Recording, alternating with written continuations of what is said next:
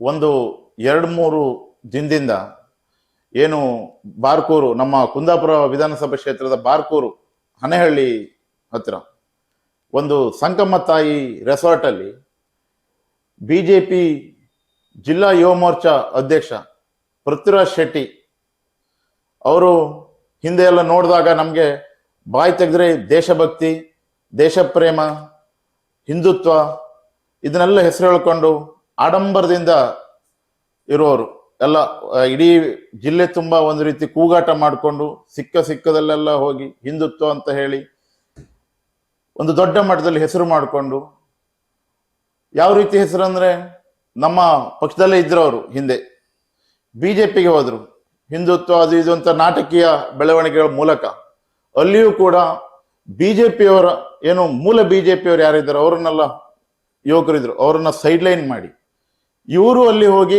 ಅಧ್ಯಕ್ಷ ಸ್ಥಾನವನ್ನ ಗಿಟ್ಟಿಸಿಕೊಂಡ್ರು, ಯುವ ಮೋರ್ಚಾ ಅಧ್ಯಕ್ಷ ಸ್ಥಾನವನ್ನು ಗಿಟ್ಟಿಸಿಕೊಂಡ್ರು. ಕಾಂಗ್ರೆಸ್ ಅಲ್ಲಿ ಇರುವಾಗ ಅವರಿಗೆ ಇಲ್ಲಿ ಏನು ಈ ರೀತಿಯ ಅಕ್ರಮಗಳು ಮಾಡ್ಲಿಕ್ಕೆ ಆಗ್ತಾ ಇರಲಿಲ್ಲ. ಆ ಕಾರಣವಾಗಿ ಇಲ್ಲಿ ಅಕ್ರಮ ಮಾಡ್ಲಿಕ್ಕೆ ಆಗುದಿಲ್ಲ ಅನ್ನೋ ಕಾರಣದಿಂದ ಬಿಜೆಪಿ ಹೋಗಿ ಅಲ್ಲಿ ಈಗ ಒಂದು ಬಾರ್ಕೂರಿನ ಒಂದು ಸಂಕಮ್ಮ ತಾಯಿ ರೆಸಾರ್ಟ್ ಅಲ್ಲಿ ವಿದೇಶಿ ಮಹಿಳೆಯರು, ಮಕ್ಕಳು ಇವರನ್ನೆಲ್ಲ ಇಟ್ಕೊಂಡು ಇದಕ್ಕೆ ಏನ್ ಹೇಳ್ಬೇಕಂತ ನಮ್ಗೆ ಅರ್ಥ ಆಗುದಿಲ್ಲ. ನನ್ನ ಪ್ರಕಾರ ಇವರು ಅಲ್ಲೇನೋ ದಂಧೆ ಮಾಡ್ತಿದ್ದೀರಂತ ನನ್ಗೊಂದು ಭಾವನೆ ಇದೆ. ಯಾಕಂದ್ರೆ 16ರಿಂದ 17, 18 ವರ್ಷದ ಯುವತಿಯರು ಕೂಡ ಅದರಲ್ಲಿ ಇದ್ದಾರೆ ಅನ್ನೋ ಬಗ್ಗೆ ನಮ್ಗೆ ಮಾಹಿತಿ ಬಂದಿದೆ. ಇದನ್ನೆಲ್ಲ ನೋಡುವಾಗ ದೇಶ ಪ್ರೇಮ, ದೇಶಭಕ್ತಿ, ಸಂಸ್ಕಾರ, ಸಂಸ್ಕೃತಿ ಬಗ್ಗೆ ಉದ್ದುದ್ದ ಭಾಷಣ ಮಾಡುವವರು ಇವರು.